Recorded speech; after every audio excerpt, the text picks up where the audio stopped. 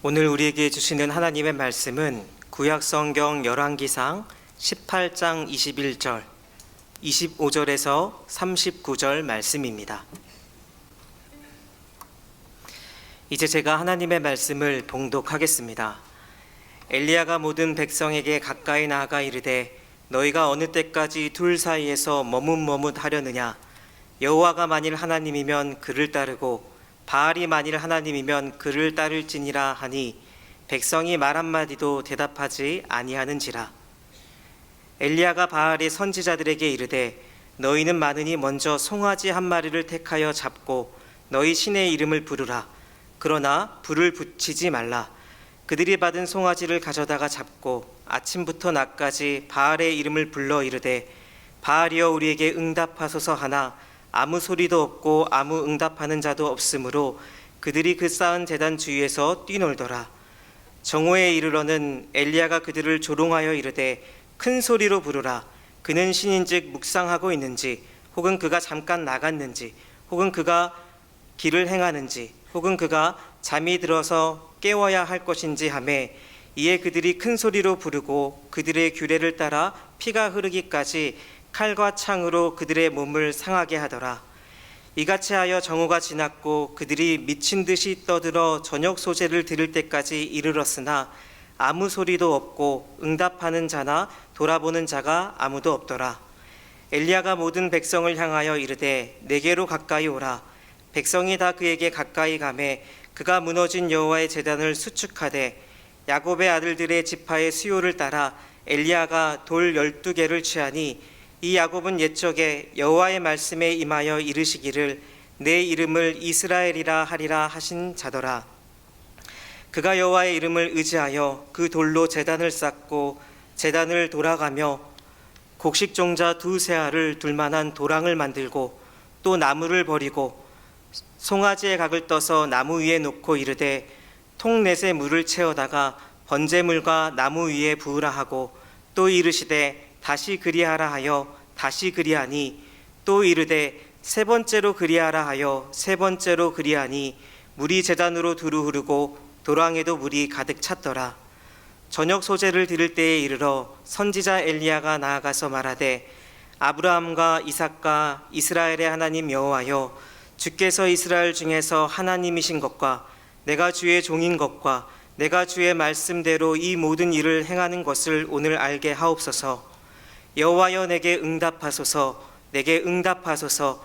이 백성에게 주 여호와는 하나님이신 것과 주는 그들의 마음을 돌이키심을 알게 하옵소서 하매, 이에 여호와의 불이 내려서 번제물과 나무와 돌과 흙을 태우고 또 도랑에 물을 핥은지라. 모든 백성이 보고 엎드려 말하되 여호와 그는 하나님이시로다. 여호와 그는 하나님이시로다 하니. 아멘. 가을은 추수의 계절입니다. 이제 얼마 안 있으면 우리 민족 고유의 명절인 추석이 다가옵니다. 옛말에 더도 말고 덜도 말고 한가위만 같아라 라는 속담이 있습니다. 왜냐하면 한가위는 1년 중에 가장 먹을 것이 풍족했던 시기였기 때문입니다. 인류는 봄에는 씨앗을 뿌리고 가을에는 열매를 거두면서 자연스럽게 세계를 이해하는 사고의 틀을 하나 갖게 됐습니다.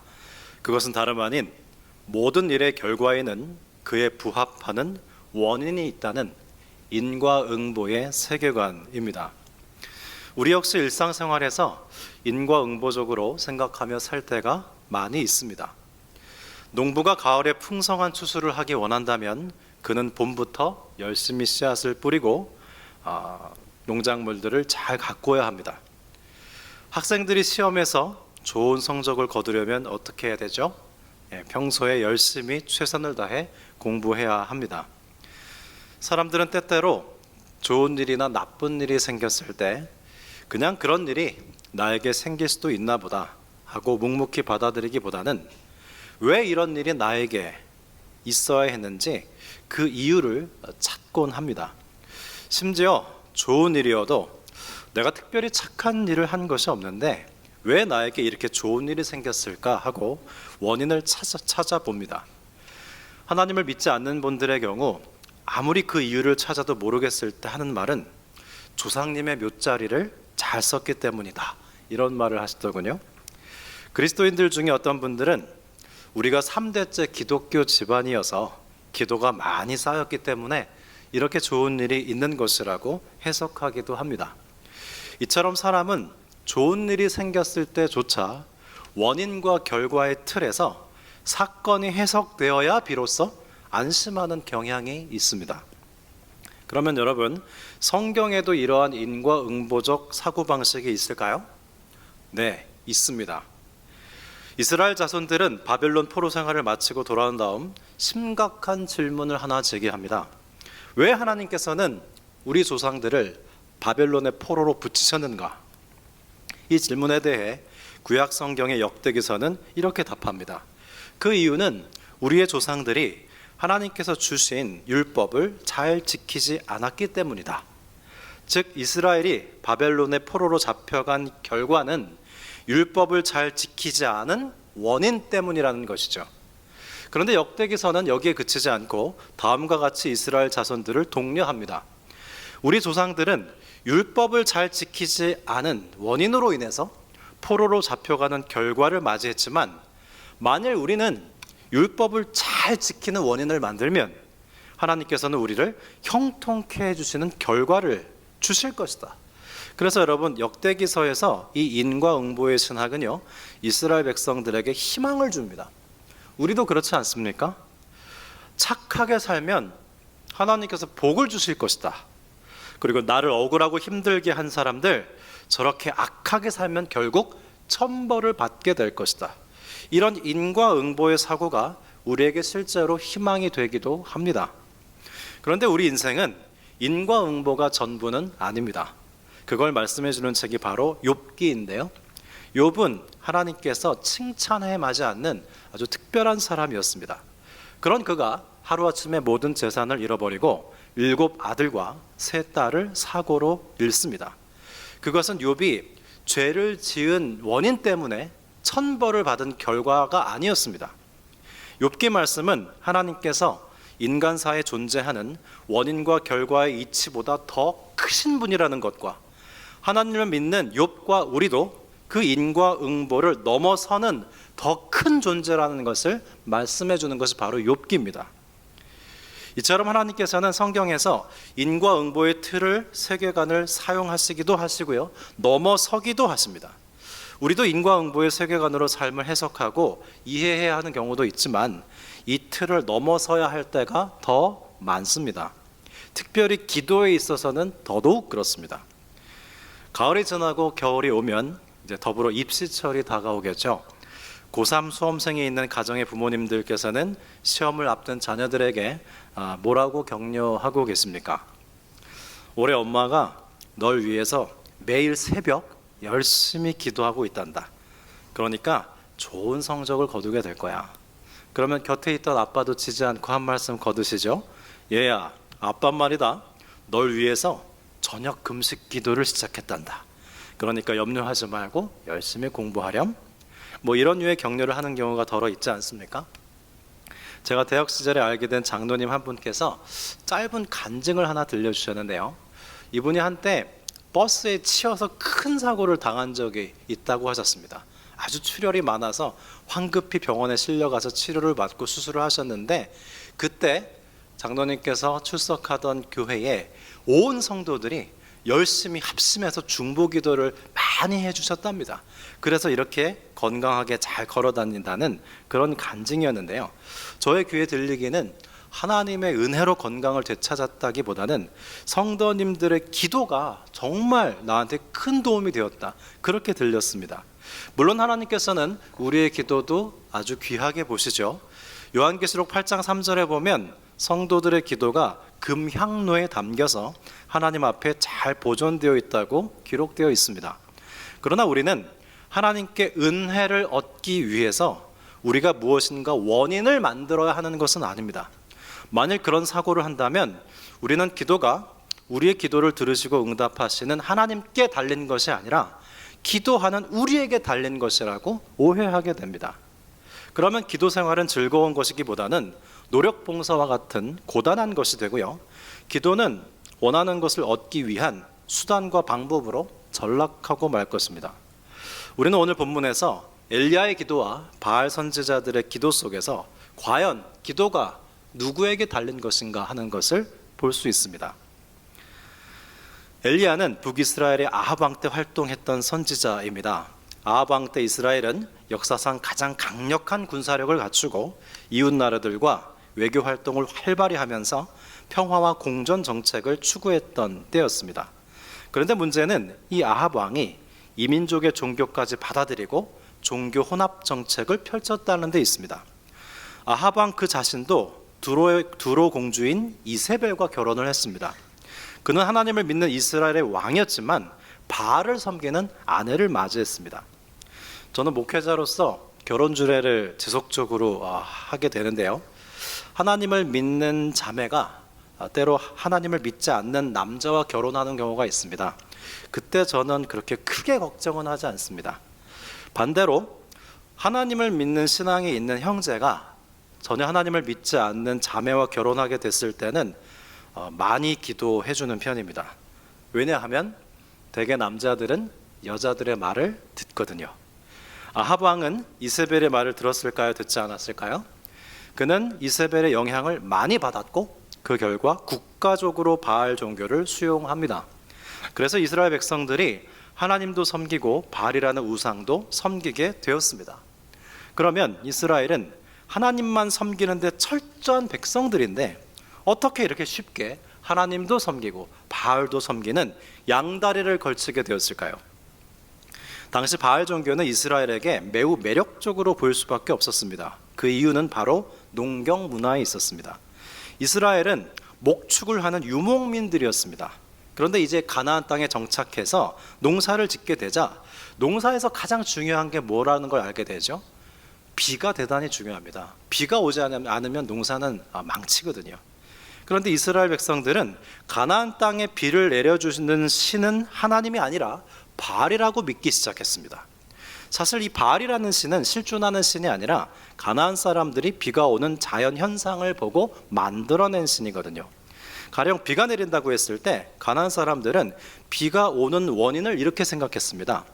지금 비가 괜히 오는 게 아니라 바알 신과 아세라 여신이 성적인 결합을 한 결과 지금 비가 내리는 것이다. 이렇게 생각했습니다. 그러면 비가 계속 내리는 결과를 만들기 위해서는 어떻게 해야 될까요? 바알과 아세라가 성적으로 계속 흥분하게 해야 된다는 거죠. 그러려면 사람들이 성행위 하는 것을 보여주어서 바알과 아세라가 계속 성적으로 흥분하게 해야 한다. 이것이 바알 종교였어요. 그래서 바알 신전에는 창기들이 있었고요. 바알 종교의 예배는 대단히 음란했습니다. 그런데 이스라엘 백성이요, 하나님도 믿고 바알도 믿었지만 점점 바알이 하나님이라고 생각하기 시작했습니다. 비만 오면 바알이 비를 내려준다고 믿었으니 농사가 잘 되면 당연히 바알 덕분이라고 생각하지 않겠습니까? 그래서 오늘 본문에서 엘리야가 이스라엘 백성들을 크게 꾸짖습니다. 열왕기 18장 21절 말씀은 열왕기서 전체의 주제 말씀인데요. 표준세 번역으로 한번 읽어드리겠습니다. 그러자 엘리야가 그 모든 백성 앞에 나서서 이렇게 말하였다. 여러분은 언제까지 양쪽의 다리를 걸치고 머뭇거리고 있을 것입니까? 주님이 하나님이면 주님을 따르고 바알이 하나님이면 그를 따르십시오. 그러나 백성들은 한마디도 그에게 대답하지 못하였다.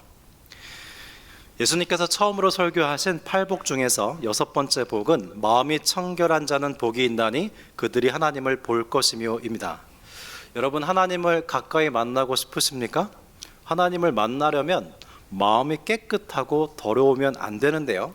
성경은 하나님만 의지하지 아니하고 다른 것을 하나님만큼 의지할 때 마음이 더러워졌다고 표현합니다. 즉 양다리를 걸치고 있는 것을 깨끗하지 않다고 말씀합니다. 여러분, 혹시 우리가 이스라엘이 하나님도 섬기고 바알도 섬기는 것처럼 양쪽의 다리를 걸치고 머뭇거리고 있지는 않은지요? 하나님보다 돈을 더 믿고 의지하기도 하고 하나님께 예배를 드리지만 급할 땐 점을 보러 가기도 하며, 만일 우리 마음이 이렇게 나누어져서 더러워져 있다면 우리는 좀처럼 하나님의 임재를 느끼기 어려울 겁니다. 이스라엘은 지금 양다리를 걸치고 있어서 하나님이 더 이상 하나님으로 보이지 않기 시작했습니다. 그래서 엘리야는 아합 왕에게 드디어 결투를 신청합니다. 그 유명한 갈멜산 대첩인데요. 엘리야는 아합 왕에게 바알이 진짜 하나님인지 하나님이 진짜 하나님인지 결판을 내기 위해서 이스라엘 백성과 바알 선지자 450명 그리고 아세라 선지자 400명을 갈멜산으로 불러달라고 요청합니다. 그러면 어떻게 누가 진짜 하나님인지 판가름을 낼 수 있는가? 엘리야는 기도와 응답으로 그 결정을 내자고 얘기합니다. 그런데 그 방법이 매우 독특합니다. 우선 제단을 2개 쌓습니다. 하나는 바알에게 드리는 제단이고 또 하나는 하나님께 드리는 제단입니다. 이렇게 2개의 제단을 쌓고 그 위에는 소를 각을 떠서 올려놓고 풀은 붙이지 않습니다. 구약시대에 하나님께 제사를 드릴 때 제물을 완전히 태워서 소화시켜서 하늘로 올려드려야 했는데 왜 지금 이때는 불을 붙이지 않았는가? 기도를 해서 하늘로부터 불이 내려와 제단을 태우는 신이 진짜 하나님이라는 겁니다. 그리고는 엘리야가 지금 800명의 바알과 아세라 제사장들이 와 있는, 너희가 숫자가 더 많으니까 먼저 하라고 제안을 했습니다. 자, 그럼 바알 제사장들의 기도를 한번 들어보실까요? 26절에 보면 그들은 아침부터 낮까지 큰 소리로 이렇게 기도했습니다. 바알이여 우리에게 응답하소서. 이걸 반복했어요.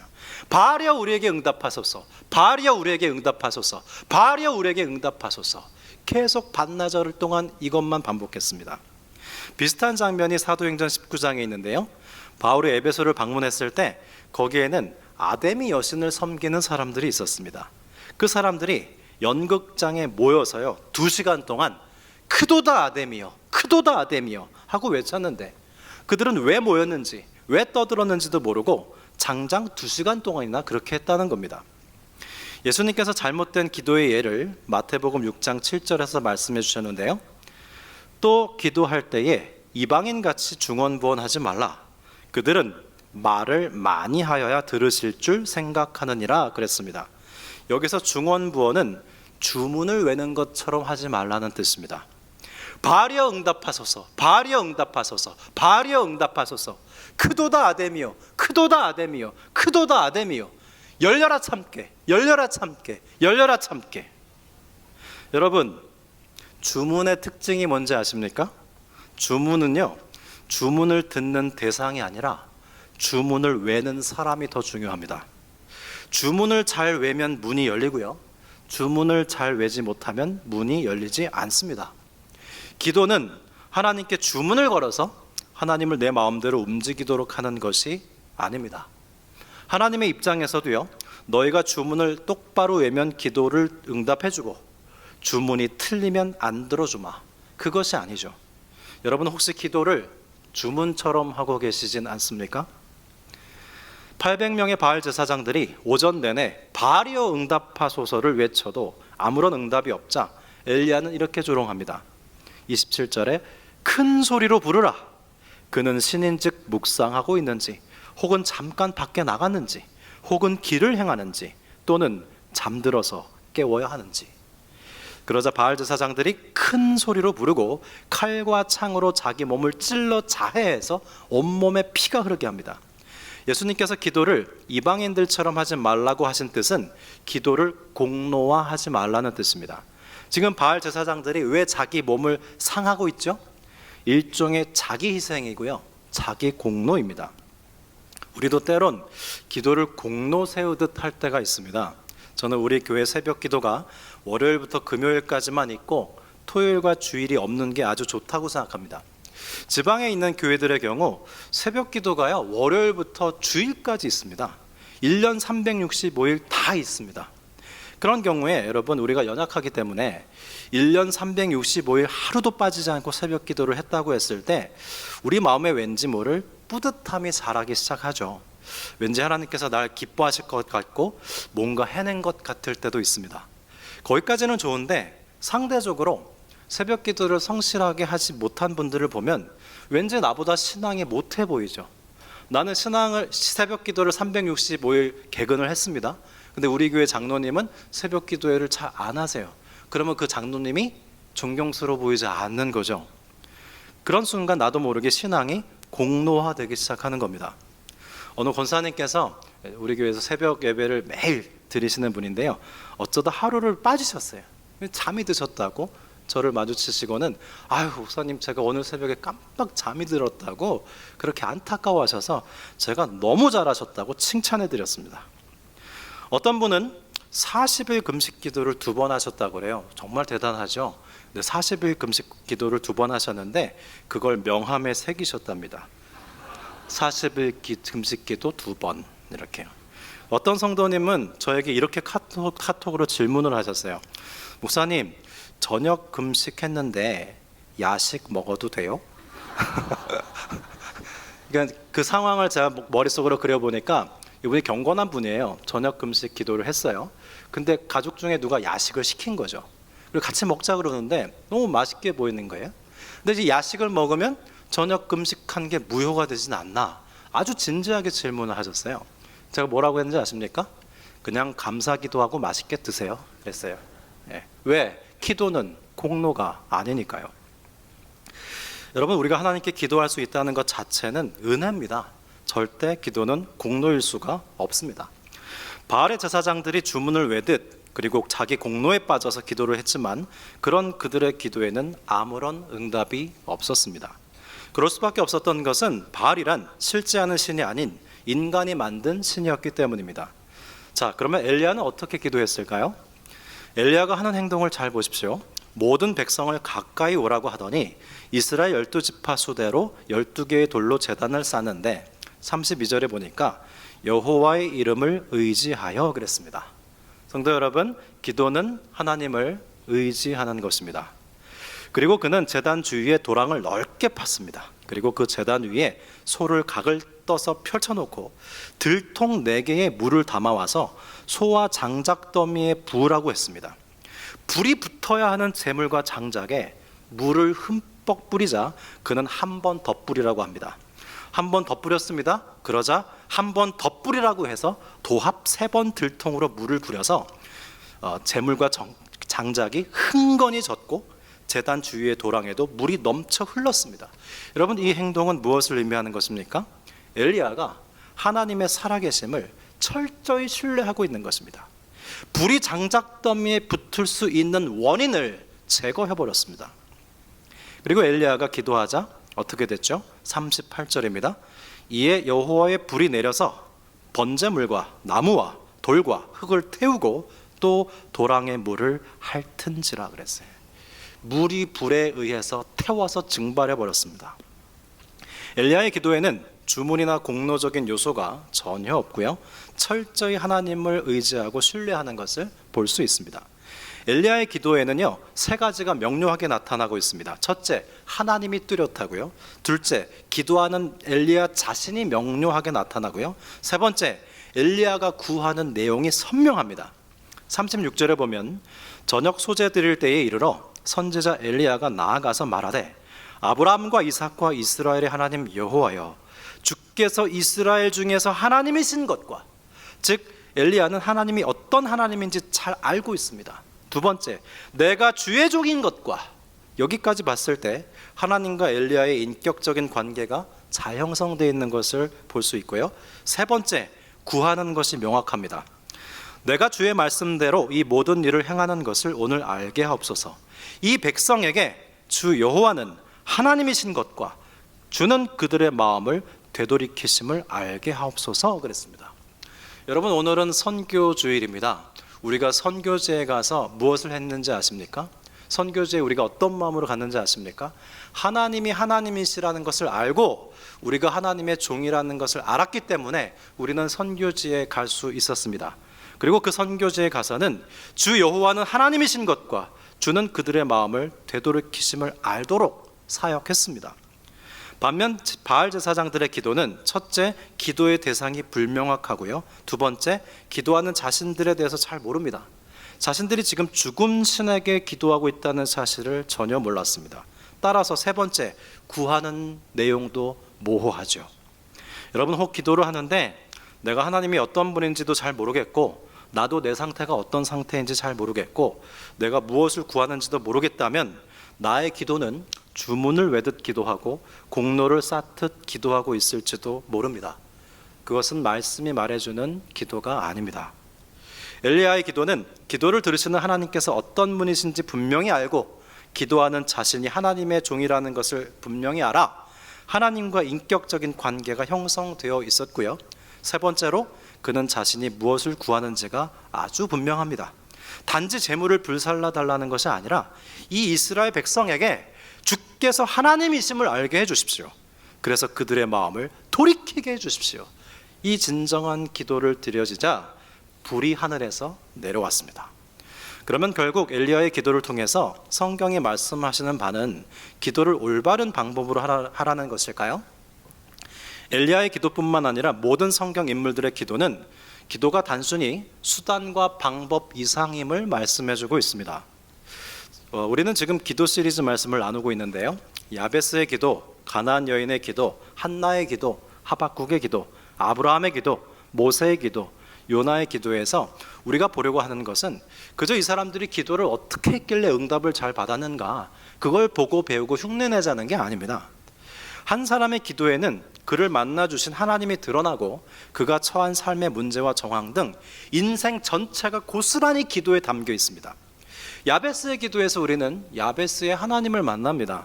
그리고 한나의 기도에서 우리는 한나의 하나님을, 하박국의 기도에서 우리는 하박국의 정황과 하나님을 만나죠. 또한 그들이 어떤 상황에서 어떤 내용의 기도를 했으며 그리고 하나님은 그들의 삶에 어떻게 역사하셨는지 삶 전체를 봅니다. 바알 선지자들의 기도에는요, 그들의 삶의 극히 일부분만이 보이고 있습니다. 그래서 그들은 바알이 참신인지 하나님이 참신인지에 대한 관심도 없고 자신의 삶 전체가 담겨 있지 않습니다. 그래서 기도가 주문 같고 공로가 되었습니다. 그러나 엘리야의 기도에는 그의 삶 전체가 담겨 있습니다. 그의 하나님 체험과 하나님을 아는 지식과 하나님과의 관계성 속에 자기 이해 그리고 거기서 하나님 마음이 합한 것을 구하죠. 그는 이 갈멜산 대첩에서 대승을 거두었을 때도 기도했고 이세벨에게 쫓겨서 죽게 되었을 때도 로뎀 나무 아래에서 기도합니다. 우리가 기도를 하나님께로부터 원하는 것을 얻기 위한 수단과 방법으로만 치부한다면 우리의 기도는 삶 전체를 담을 수 없습니다. 여러분, 나의 기도는 나의 삶에서 지극히 일부분에 불과합니까? 아니면 나의 삶 전체가 기도에 다 담겨 있습니까? 저는 결혼 생활을 하면서 좋은 게 뭐냐면요, 혼자서 하던 것을 모두 아내와 함께 해서 좋습니다. 식사도 함께 하고 차도 함께 마시고 영화도 함께 보고 여행도 함께 가고 잠도 함께 자고 함께 하는 게 너무나 좋습니다. 무엇을 먹었는가, 어디를 여행했는가, 어떤 영화를 보았는가가 중요한 게 아니고요, 이 사람과 함께 해서 그 모든 것이 혼자 했을 때보다 더 값지고 새로운 것이 됐다는 데 의미가 있습니다. 마찬가지로 기도를 했다는 것은 내가 원하는 대로 응답을 받았는가 못 받았는가가 아니라 이 모든 것을 하나님과 함께 했다는 데 있습니다. 나의 실패의 때에 기도로 하나님과 함께 하다 보니 실패가 실패 이상이 되는 것을 경험합니다. 질병으로 인한 아픔을 그냥 병원 다니고 말 수 있지만 나의 병을 기도 안에 넣고 하나님과 함께 했더니 질병이 그 이상의 새로운 무엇인가가 되는 것을 경험합니다. 박영선 목사님의 기도라는 책을 보면 기도를 꽃밭에 비유한 아름다운 글이 있습니다. 제가 조금 고쳐서 표현해 보도록 하겠습니다. 흙밭에 꽃씨를 뿌리면 흙이 꽃씨를 삼킨 것처럼 보이죠. 마찬가지로 우리가 기도했을 때 기도 응답이 없으면 우리의 현실이 나의 기도를 삼킨 것처럼 보입니다. 그러나 나중에 밭에 꽃이 피면 우리는 꽃이 핀 밭이라고 부르지 않고 꽃밭이라고 부릅니다. 우리의 삶에 어떤 기도는 꽃이 피듯 응답이 있고 어떤 기도는 그냥 꽃을 피우지 못한 흙밭 같습니다. 그러나 나중에는 응답을 받은 부분이나 그렇지 못한 부분이나 우리 삶 전체가 꽃밭이 됩니다. 기도라는 꽃씨를 주신 분도 하나님이시고 꽃을 피우게 하시는 분도 하나님이십니다. 따라서 기도는 우리에게 달린 것이 아니라 하나님께 달린 것입니다. 야고보서 5장 17절 말씀입니다. 엘리야는 우리와 성정이 같은 사람이로되 그가 비가 오지 않기를 간절히 기도한즉 3년 6개월 동안 땅에 비가 오지 아니하고 다시 기도하니 하늘이 비를 주고 땅이 열매를 맺었느니라. 엘리야는 우리와 성정에 같은 사람이로되, 이 말씀은 엘리야는 우리와 같은 보통 사람이지만 이라는 뜻이고요. 이것이 의미하는 바는 기도는 기도하는 사람의 성정, 본성, 인간됨에 달린 것이 아니라 하나님께 달렸다는 뜻입니다. 계속해서 우리가 성서의 인물들의 기도를 볼 텐데요, 가만 보면 성서의 인물들은 기도의 응답에 연연하는 것 같으면서도 그들의 삶 전체를 하나님과 함께하고 있는 것을 즐거워하는 사람들입니다. 사랑하는 여러분, 내 삶의 지극히 부분적인 것만 기도드리기보다는 우리의 삶 전체를 가지고 기도 안으로 풍덩하고 뛰어듭시다. 부분적인 것만 기도할 때 기도는 주문처럼 되고 공로가 되지만, 우리의 삶 전체를 기도 안에 넣어서 하나님께 봉헌해 드릴 때 그 기도는 응답이 어떻게 되든 하나님을 신뢰하는 아름다운 꽃밭이 될 것입니다. 오늘은 선교주일인데요, 기도와 관련해서 세 가지를 기억해 주시기 바랍니다. 첫째, 우리는 기도 응답이라는 결과를 얻기 위해서 기도라는 원인을 만들어야 하는 것은 아닙니다. 기도는 인과 응보라는 인간계의 이치를 넘어서는 일입니다. 기도는 우리에게 달린 것이 아니라 기도를 들으시고 응답하시는 하나님께 달렸습니다. 기도가 그러하듯 선교도 마찬가지입니다. 영혼 구원이라는 결과를 얻기 위해서 선교라는 원인을 심어야 하는 것이 아닙니다. 여러분, 선교는 그 이상의 일입니다. 선교는 우리에게 달린 것이 아니라 하나님께 달린 것이기에, 그래서 우리는 사역의 좌절로 인해서 낙심하지 않습니다. 올해 스리랑카가 테러가 일어났기 때문에 우리는 스리랑카에 가서 선교 활동을 할 수 없었지만, 그로 인해서 우리는 낙심하지 않았습니다. 왜? 선교는 우리에게 달린 것이 아니라 하나님께 달린 것이기 때문입니다. 두 번째, 기도를 하면 할수록 우리는 하나님이 하나님이심을 알게 되고요, 우리 자신이 인간임을 알게 됩니다. 그 결과 우리가 인간으로서 하나님께 무엇을 기도해야 하는지 깨닫게 될 것입니다. 우리는 하나님을 알았고 우리 자신을 알았기 때문에 선교를 할 수밖에 없습니다. 세 번째, 기도는 하나님께 삶의 부분을 드리는 것이 아니라 삶 전체를 하나님께 드리는 것이고, 그렇게 삶의 모든 부분에서 하나님과 함께함으로 우리 인생이 그 이상이 되도록 하는 거라고 말씀드렸습니다. 선교는 여름 한철 잠시 다녀오는 것이 아니라 우리의 삶 전체가 선교적이 되어야 합니다. 잠시 단기 선교를 갔다 오는 것은 그것을 연습하는 거예요. 그 삶의 부분이 점점 더 커지도록 하는 겁니다. 그때 우리의 삶은 그 이상의 꽃밭이 될 것입니다.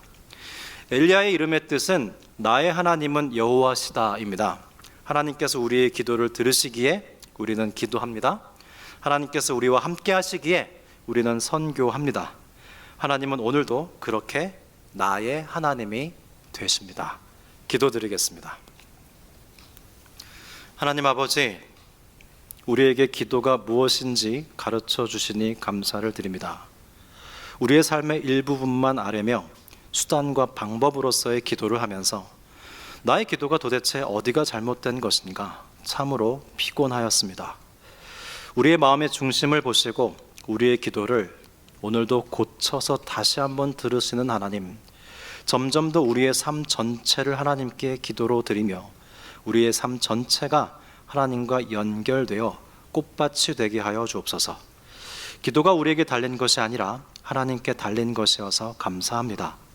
오늘은 선교주일입니다. 우리의 삶 전체가 하나님께서 함께 하시는 선교적 삶이 되게 하여 주셔서, 그래서 우리의 삶이 그 이상이 되게 하여 주옵소서. 예수 그리스도의 이름으로 기도드립니다. 아멘.